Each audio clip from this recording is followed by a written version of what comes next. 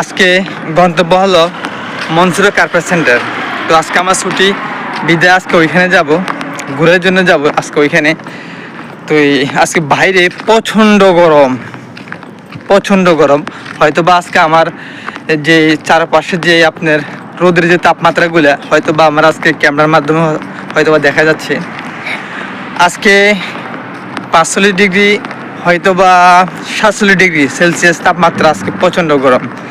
এই গরমের কারণে যারা শ্রমিক আছে দিনে আপনার অধিকাংশ 10টা থেকে 11টার ভিতরে তারা কাজ করে না।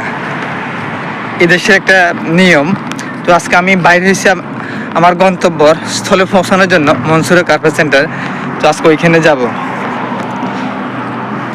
আমার স্কিনে যে এই রোদের তাপমাত্রাগুলো লাগতেছে, রোদের তাপমাত্রাগুলো লাগার সাথে সাথে মনে হলো আমার শরীরের যে স্কিনের যে মুখের যে স্কিনের যে আপনার রোদের তাপটা